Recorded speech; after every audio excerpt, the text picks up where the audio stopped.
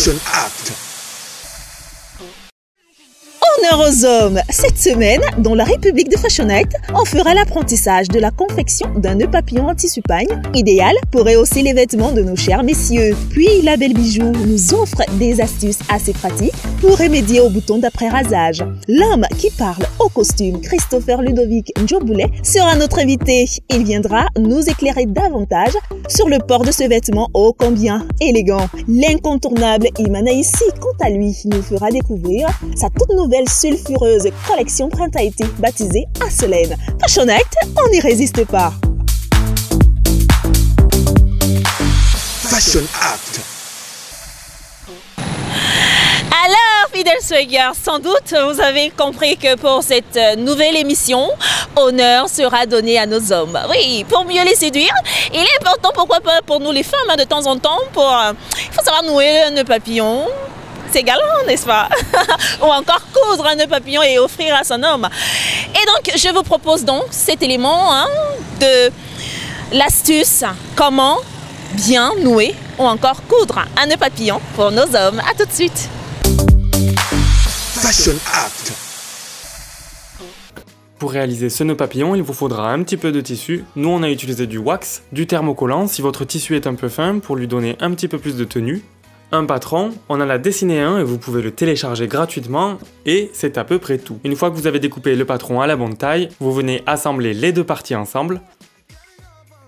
Et si vous avez une bonne longueur de tissu, vous pouvez plier votre tissu en deux et placer le bord de votre patron contre la pliure de votre tissu. Et du coup, il vous restera plus qu'à en découper deux comme ça. Ou alors, si vous utilisez des chutes ou des petits coupons de tissu, il va falloir venir découper 4 morceaux de patron. Et comme c'est ce qui est le plus relou, c'est cette méthode qu'on va vous montrer. On a voulu s'emmerder à faire correspondre le motif géométrique de notre wax pour que ce soit complètement symétrique, mais vous n'êtes pas obligé de vous prendre la tête avec les raccords. Si jamais on vous dit quoi que ce soit, vous n'aurez qu'à dire à tout le monde que c'est un parti pris artistique. Donc on place notre patron sur notre tissu plié en deux pour en découper deux en même temps. On découpe tout autour et on laisse 1 cm de valeur de couture au bout, du côté où c'est tout droit, pas du côté où il y a les vagues. On répète l'opération une fois pour en avoir 4. Si vous ne pouvez pas plier votre tissu en deux parce que c'est des chutes et que c'est chiant, vous le découpez 4 fois à la suite pour être sûr d'avoir assez de tissu.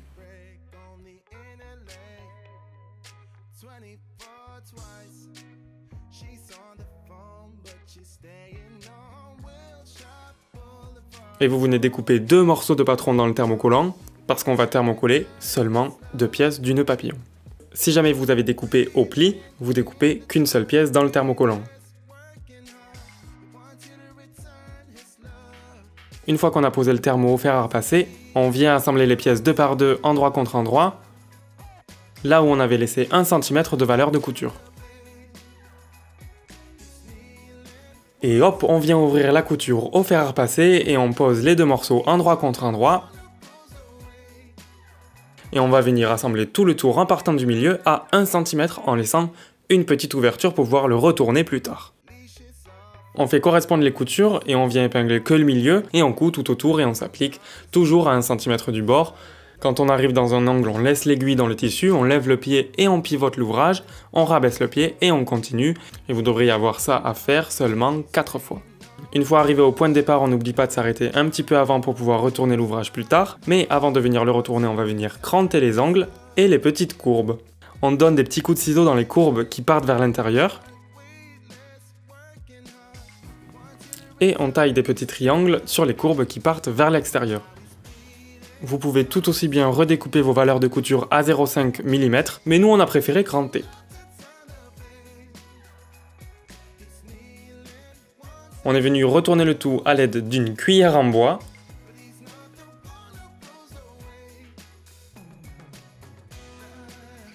Et d'une petite épingle pour faire des angles très propres. Et on vient consciencieusement repasser notre ouvrage au fer à repasser et c'est à cette étape-là que ça va devenir super stylé. Vous allez voir, le nœud il va prendre la gueule d'un vrai nœud papillon et ça fait super plaisir. On vient finir en refermant l'ouverture qu'il y a au milieu du col, en faisant quelques points nervures à la machine et on vous explique tout de suite comment nouer vous-même votre nœud comme une star de cinéma. Alors vous mettez votre nœud autour du cou et vous faites un nœud normal. Le bout qui sort naturellement vers le haut, vous le mettez pour l'instant sur votre épaule. Ensuite, le bout qui tombe, vous allez venir le plier devant vous, de manière à ce que ça forme une sorte de nœud précaire. C'est ça la base de votre nœud quoi. Vous le tenez avec une main et vous rabattez le pan qui est resté sur l'épaule vers le bas.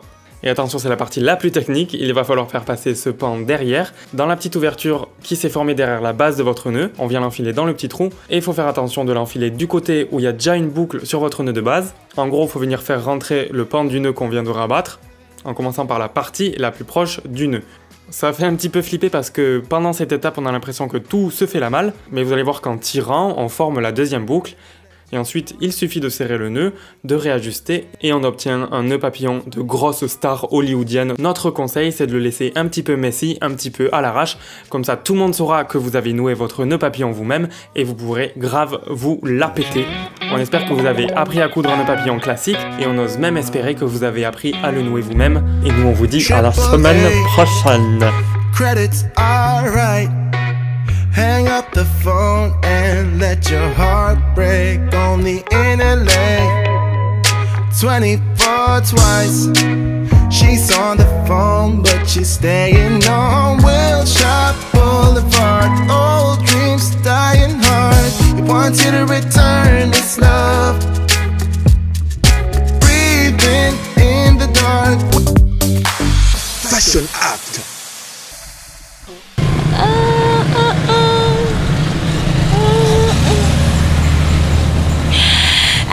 Fidèle Swagger, vous avez apprécié, hein? Moi, par contre, ouais, j'ai retenu beaucoup de choses ce soir, oui.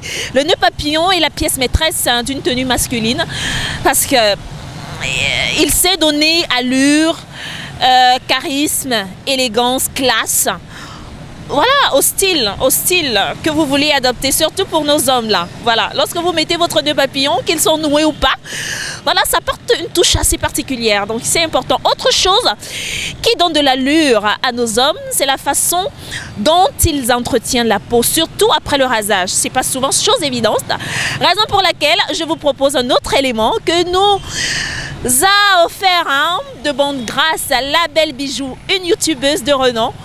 Bouton à pérasage, comment y remédier? C'est dans Fashion Act, tout de suite. Fashion Act.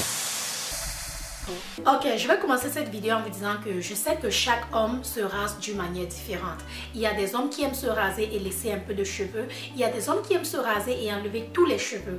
Mais je vais vous dire ceci, quand vous vous rasez pour enlever tous les cheveux, il faut faire absolument attention car ça risque de vous donner des boutons et des taches de boutons et des poils incarnés derrière le cou comme sur les joues ou sur le cou aussi. Voilà. Quand vous vous rasez, vous les hommes, rassurez-vous de vous raser sur une seule direction. Voulant dire, si vous avez commencé à vous raser en allant vers le bas, continuez à vous raser toujours et toujours en allant vers le bas. Ne faites jamais le bas, ensuite le haut. Non, vous êtes en train de dire bonjour aux poils incarnés et aux boutons. Rasez-vous toujours de la même direction, d'une même direction. Jamais des directions opposées. Vous allez vous faire absolument du mal. Et c'est la même chose derrière le cou et sur votre cou. Si vous êtes en train de vous raser, allez-y en descendant ou allez-y en montant. Mais ne faites jamais les deux à la fois. Une seule direction. Quand vous êtes en train de vous raser, ne tirez pas votre peau. Voulant dire, si vous êtes en train de raser votre joue, vous ne voulez pas faire ceci. Vous rasez, vous ne voulez pas... Non, laissez votre peau comme elle est, laissez votre peau comme elle est, laissez votre chair et tout comme elle est. Ne tirez pas pour essayer de voir comment vous allez pénétrer les poils qui sont à l'intérieur pour les enlever. Non, non, non, ne le faites pas.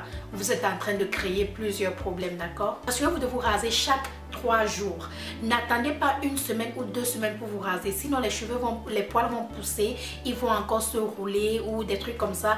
Et quand vous allez essayer de vous raser, ça va vous donner des poils incarnés. Donc, rasez-vous chaque 3 jours. Ne donnez pas la chance aux poils de pousser pendant très longtemps. Et si vous avez déjà les boutons de rasage, tout ce que vous avez à faire, c'est de mouiller votre visage et ouvrir vos boutons pour enlever les poils incarnés. Très important. Donc, mouillez votre visage à eau tiède. Utilisez une aiguille ou peu importe ce que vous allez utiliser, mais rassurez-vous de vous débarrasser de tous ces poils incarnés qui sont à l'intérieur. Quand vous vous débarrassez de tous ces poils incarnés, laissez ces boutons guérir. Ne les touchez pas. Et ensuite, commencez votre traitement. Vous les hommes, je ne vous recommande pas les rasoirs. Les rasoirs vont vous créer plus de problèmes. Ils vont vous donner plus de boutons. Ce n'est pas bon pour vous. Je vous recommande plutôt les tondeuses. Utilisez les tondeuses, mais ne vous rasez pas du genre, vous allez directement directement sur la peau et tout, non. Vous pouvez vous raser très lentement, mais bref, prenez votre temps quand vous le faites, mais n'utilisez pas les rasoirs, utilisez plutôt les tondeuses. Avant le rasage, rassurez-vous de vous brosser les poils que vous voulez raser. Donc vous allez bien les brosser pendant quelques minutes. Ouais, vous allez les brosser un peu de partout, le cou, les joues, derrière la tête, vous allez bien brosser pour les détacher, pour détacher vos poils s'ils sont enroulés et tout, car vous ne voulez pas raser les poils qui sont enroulés. Vous allez bien les détacher en les brossant. Vous allez attendre quelques instants, vous allez mouiller vos joues et tout. Et ensuite, vous allez appliquer votre crème ou votre gel ou votre aloe vera. Voici certains produits que mon chéri utilise avant et après les rasages. Je vous explique comment il les utilise. Donc, qu'est-ce qu'il fait d'habitude quand j'observe? Il prend souvent son aloe vera, il l'applique sur ses joues et tout, derrière son cou et tout. Il laisse l'aloe vera sécher pendant quelques minutes. Quand l'aloe vera sèche, il prend maintenant la crème ou le gel qu'il va utiliser pour se raser, il applique, il prend maintenant sa tondeuse et il se rase, ou son rasoir, mais je ne vous recommande pas de rasoir. Il y a les tondeuses que vous pouvez utiliser qui peuvent aussi être utilisées avec de l'eau ou avec des crèmes. Quand vous finissez de vous raser, il est très important d'appliquer une crème après rasoir. Donc mon chéri, lui, il applique souvent la pierre d'aloum. Oui, la pierre d'aloum, elle vous aide avec les boutons, les poils incarnés et tout. Donc il prend souvent sa pierre d'aloum après le rasoir, il la mouille, il frotte sur ses mains et il applique un peu de partout, ou tout simplement il frotte sur les parties qu'il vient de raser. Et puis voilà, si vous faites ceci comme je vous ai dit étape par étape, d'ici un mois vous allez voir un résultat incroyable et vous viendrez me dire merci. C'est la même chose, c'est tout ce que mon chéri lui fait et ça marche absolument bien pour lui. Il n'y a plus de poils incarnés, il n'y a plus de boutons, il n'y a plus de taches de boutons, tout est parti. Voilà, je vous embrasse très fort, je vous aime, bien de choses à vous et à très bientôt. Fashion Act. Alors, que serait un homme sans le costume? On a envie de savoir. C'est vrai que moi j'ai porté un costume, un blazer là, mais c'est pas comme pour les hommes là. Ils sont souvent charismatiques, élégants, beaux, mignons.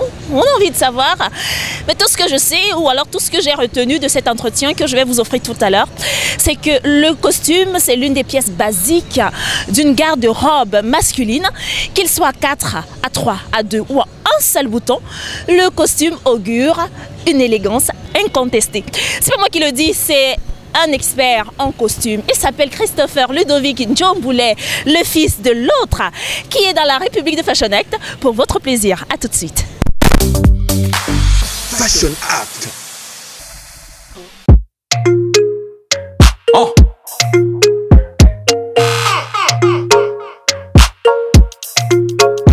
Leave me alone. Oh. Bella, bella, oh. Leave me alone. She be telling me say yeah be gonna. La baby me dit que je suis gonna. Et Stanley, you know tu es over. Partout. Du coup it's over. Leave me alone. Fashion Act. Alors, Fidèle Swaggers, on l'a dit à l'entame de ce programme qu'aujourd'hui on reçoit un homme, parce qu'on en a un peu marre des femmes. Hein. On vous aime tout de même. Et donc, il a beaucoup de casquettes dans sa besace. À lui seul, il est menswear. Il va nous dire ce que c'est. Il est expert sartorial. Il va nous dire ce que c'est. Il est le promoteur d'une maison, d'un showroom intemporel. Je pense que je ne me trompe pas. Voilà, il m'a rattrapé, vous avez certainement entendu sa voix déjà, donc on ne le présente plus parce que c'est le fils de l'autre et le neveu de l'autre. Alors, il s'appelle tout simplement Christopher Ludovic Njomboulet. Bienvenue dans la République de Fashion Act. Bonjour. Vous allez bien? Je vais bien. Voilà. Alors, sommairement, est-ce que on peut se tutoyer, non? Voilà, est-ce que tu peux te présenter pour les téléspectateurs? Oui, moi c'est Christopher Njomboulet, menswear consultant, expert sartorial, directeur du showroom Spesatura Room basé ici à Douala. On va rentrer très rapidement dans le vif du sujet. C'est quoi un expert sartorial? Parce que c'est pas courant, hein? Déjà, je vais définir, hein, pour faire simple. Sartorial veut dire tout ce qui concerne l'art tailleur et le vêtement réalisé par un maître tailleur. Donc tout ce qui concerne l'élégance masculine classique. C'est d'où le terme sartorial. Et sartorial, c'est un terme anglais qui veut dire, bon, je vais aller dans la définition un peu terre à terre. Sartor, sartor en latin veut dire tailleur, d'où le terme sartorial. Donc sartorialisme, c'est tout ce qui concerne l'art tailleur et le vêtement réalisé par un maître tailleur. Donc on comprend clairement que c'est le costume, c'est l'élégance masculine, voilà. Maintenant, le conseil en image, parce que ça te colle à la peau ou pas? Ça me colle à la peau, parce que le conseil en image, ça c'est un autre volet de ce que je fais. C'est l'accompagnement de mes clients, c'est le suivi de mes clients, c'est l'élaboration de leur dress code, l'accompagnement dans l'achat également, parce que j'ai commencé d'abord, je travaille dans un showroom qu'on appelle Intemporel, toujours situé à Douala. Et ce que je faisais là-bas, j'ai commencé en tant que personnage shopper d'abord. C'est mon premier métier que j'ai appris dans ce showroom. C'est quoi le personnage shopper? Personnage shopper, c'est un vendeur privé, particulier, qui s'occupe des clients, du suivi du client, qui fait les achats pour le client, qui accompagne le client, qui conseille le client. Et généralement, on les retrouve dans des boutiques de luxe. Ils sont souvent dans les boutiques assis et tout. Dès que le client entre, ils se lèvent, ils accompagnent le client, ils conseillent le client. Généralement, c'est pour des clients qui sont très occupés, qui n'ont pas le temps de faire des boutiques. Ouais. Voilà. Donc du coup, ils peuvent aller dans leur bureau avec de la marchandise, avec des habits, ils présentent ce qu'il a comme modèle. Il est un peu comme un styliste particulier en fait, c'est un styliste privé. Et on a envie de savoir dans tous ces comment je vais dire, ces qualificatifs que tu as si bien, est-ce que tu as fait un parcours atypique? Tout à fait, j'ai un parcours très atypique. Pourquoi? Parce que je vais un peu faire la genèse de peut-être ma biographie, bien de ma vie par exemple. Moi déjà j'ai fait sport-études à la base. Comme mon oncle Patou Manga, on a le même parcours. Parce que moi j'ai commencé par le football. J'ai fait sport-études, j'étais à la Kaji Sport Academy. Quand j'arrête à la Kaji Sport Academy en terminale, directement, je ne continue pas le foot parce que j'estime que tu ne peux pas vivre de ça au Cameroun.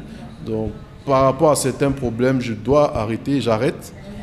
Dès que j'arrête le foot, ce que je fais directement, c'est je ne reste pas à la maison, je commence à chercher du travail. Je me retrouve à Tchékénis, je fais un stage académique qui se poursuit par un emploi. Et je fais la rencontre d'un monsieur qui est mon parrain, qui est le directeur du showroom Intemporel à Bali. Ce monsieur me prend sous son aile. Oui. Il me prend sous son aile, il est mon parrain, il me forme, parce que lui, il était déjà conseiller vestimentaire. Déjà, il a son entreprise.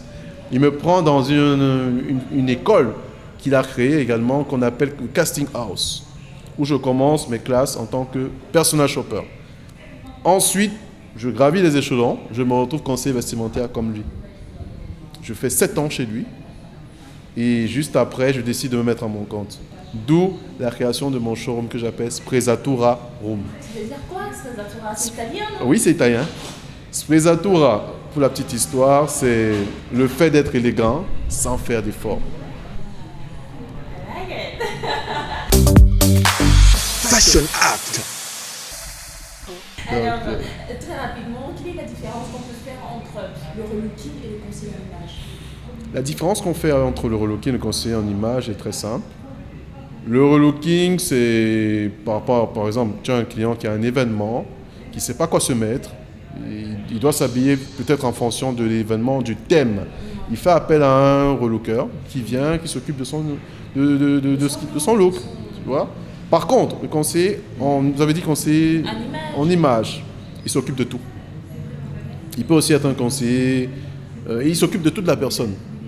L'aspect physique, psychologique, la préparation psychologique, l'accompagnement du client. Donc ça englobe tous les aspects qui font la personnalité d'une personne, qui font la personne et sa personnalité. D'accord. Maintenant, dans votre showroom, Sprezzatura, comment vous faites pour avoir la clientèle? Et vous faites face à quel type de clientèle? Bon, déjà, moi, c'est plus du bouche à oreille pour un début. C'est plus du bouche à oreille parce que j'ai eu la chance, par la grâce de Dieu, de pouvoir être sollicité à certains événements, comme le Egg Moment, par exemple. Je ne sais pas si vous avez entendu parler, organisé par, pas de publicité, mais on sait, Balnéo, Formen, Biopharma et Mister Afropolitan, un magazine avec lequel je collabore. Et je fais un petit coucou également à le rédacteur en chef de ce magazine, Paul Marius, qui est quelqu'un de magnifique, un vrai sartorialiste comme moi. Donc pendant ces événements, on présente un peu tout ce qui concerne le vestimentaire masculin classique, l'art de vivre et le savoir-vivre de l'homme. Oui. Et pendant ces événements, donc, on a affaire à plusieurs types de personnes, de divers milieux, des chefs d'entreprise, des cadres et des jeunes qui aiment ce qu'on présente. Et c'est ces personnes. Ça ne frise pas un peu la prétention? Généralement, quand on voit un homme avec la veste, on se dit que pourtant, il n'est pas forcément à la hauteur de sa veste. Il n'a pas forcément peut-être l'argent avec ça. Non, ça c'est. Moi, je pense que ça c'est juste. C'est des a priori. C'est pas toujours la réalité. Je pense que il faut savoir se faire plaisir dans la vie. Il faut profiter de chaque instant que le Seigneur nous donne sur cette terre. Et bon, moi, je partage pas trop cette légende selon laquelle le savoir il est comme ça. Donc, c'est un peu mon point de vue là-dessus. D'accord, donc si on comprend bien, la démarche pour avoir votre clientèle, c'est des bouches à oreille. Bouche à oreille pour le début. C'est-à-dire que ce Predatora n'est pas encore physique? Pour le moment, c'est pas encore physique. Vous vous déplacez? Je me déplace d'abord, je travaille en externe. Mais la petite chose qu'il faut rajouter, c'est que l'atelier couture est déjà disponible. Ça fait 2 ans déjà, et l'atelier couture fonctionne. Donc j'ai des clients à qui je fais des costumes régulièrement.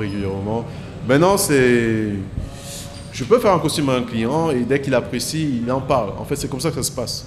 Il transmet le mot, il passe le mot et ça va très vite. Sans doute. Les avantages, les inconvénients de ce métier.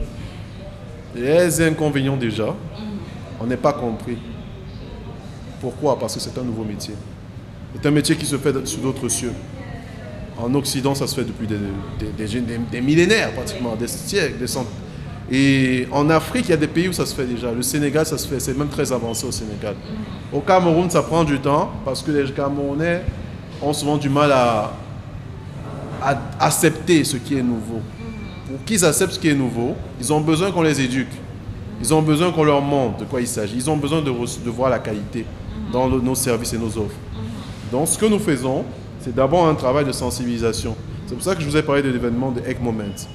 On a préparé l'opinion à savoir ce que c'est et à véritablement s'adapter à ça. Maintenant, moi, ce que je fais, c'est prodiguer ce que je peux prodiguer aux gens qui sont intéressés. Quelle est la définition que vous pouvez donner à l'élégance et le style?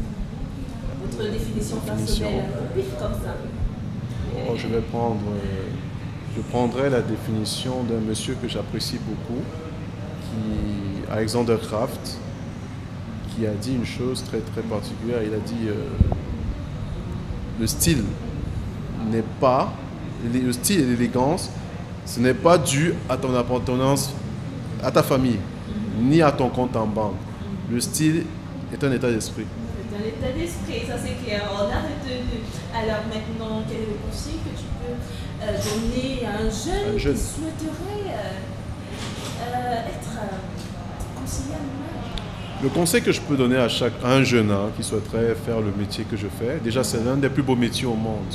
Parce que tout ce qu'il fait... Est-ce que ça nourrit son homme? Ça nourrit son homme. Vous pensez que ça peut nourrir? Ça nourrit, sinon je n'aurais pas ce sourire. Et comme je dis, c'est par la grâce de Dieu. Et maintenant, le conseil que je donne à un jeune, c'est très simple. Il doit déjà avoir beaucoup de passion. Parce que moi, j'ai une citation que j'aime bien dire en anglais.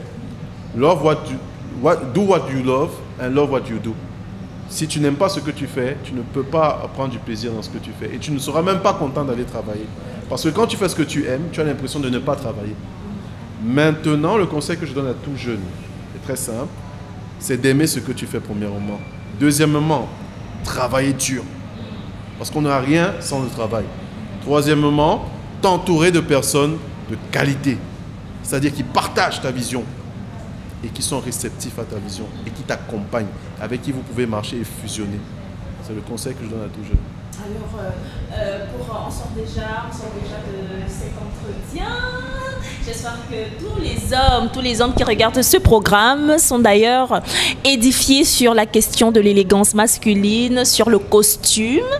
Et déjà, moi, je veux savoir combien de costumes il peut exister. Est-ce qu'il y a une particularité de costume? Est-ce qu'on porte les costumes à tout va? Comment ça se passe? Il y a plusieurs styles de costumes. Il y a, premièrement, je prends le premier exemple, ce que je porte par exemple.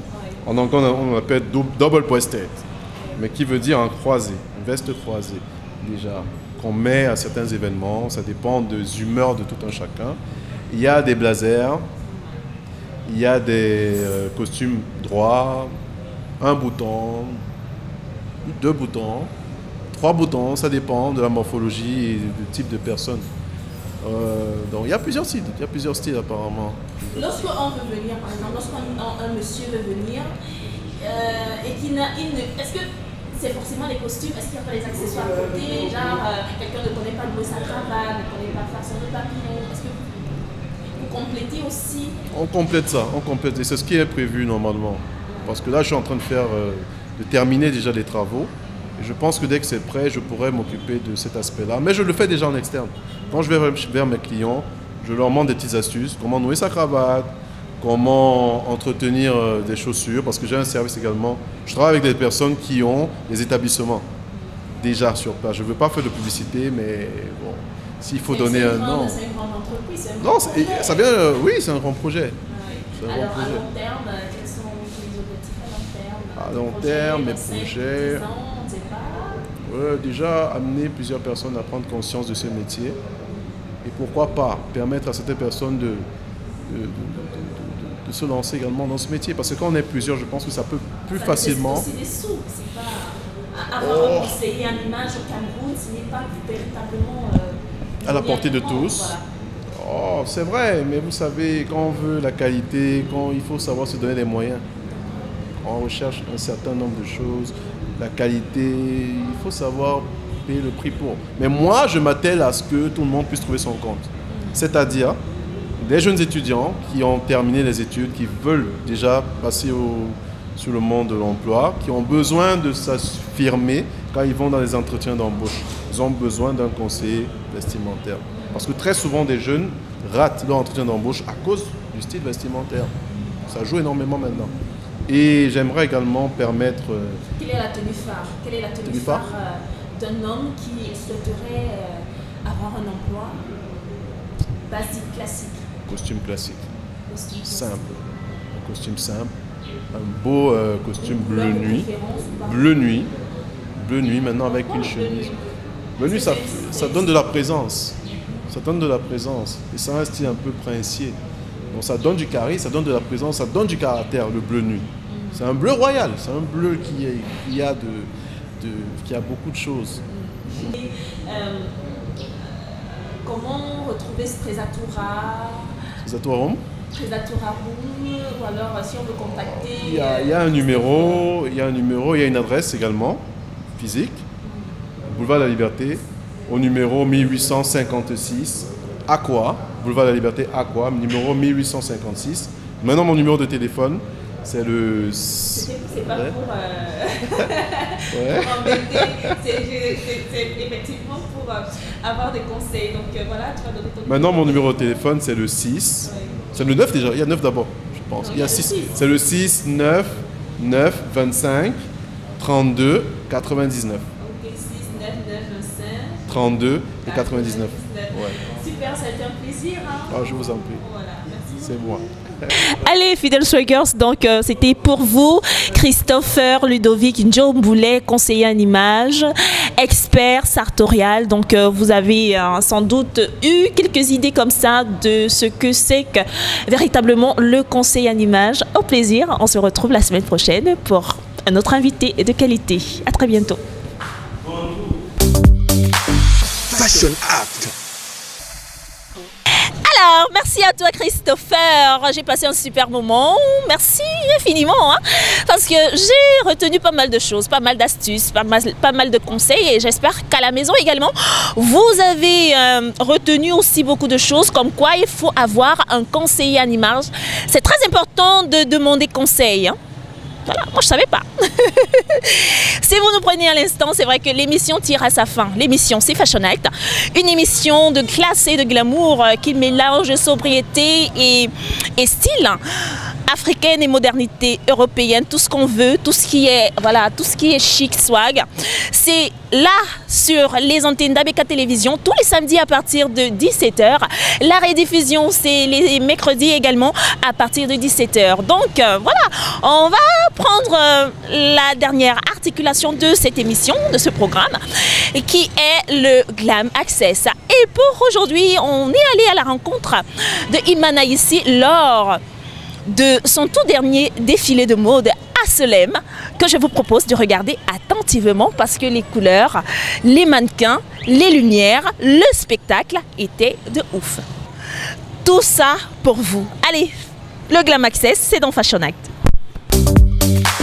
Fashion Act.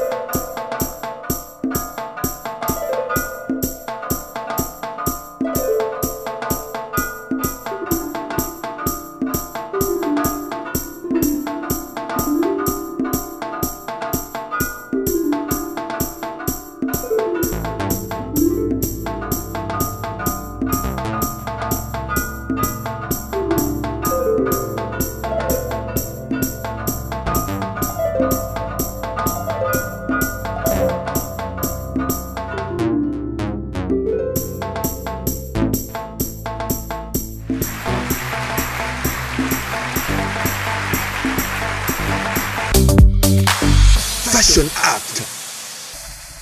Alors, fidèles swaggers, on espère que vous avez apprécié ce très très beau défilé. Moi, je ne fais que regarder.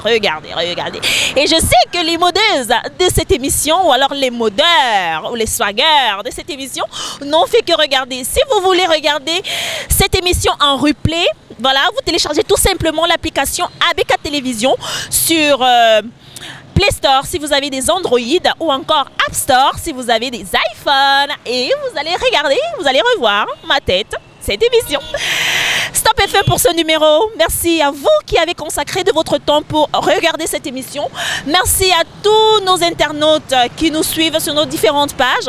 Du fond du cœur, merci. Merci à mon équipe de réalisation. Je vais penser à Eric qui est derrière la caméra. Tout à l'heure, on va faire un selfie. Je vais penser à Brice, mon boulet. Je vais penser à mon Réalo. 10 étoiles cumulées. Ah, le goût de ça. Aurel Tague. Merci à tous ceux-là qui m'accompagnent au quotidien. Mon make-upper, mon habilleur. Voilà, ils sont nombreux, tellement nombreux. D'ici à là, portez-vous bien. Et surtout, n'oubliez pas, always, reviens avec la caméra. On fait un selfie. Un selfie du samedi. Attendez. Selfie!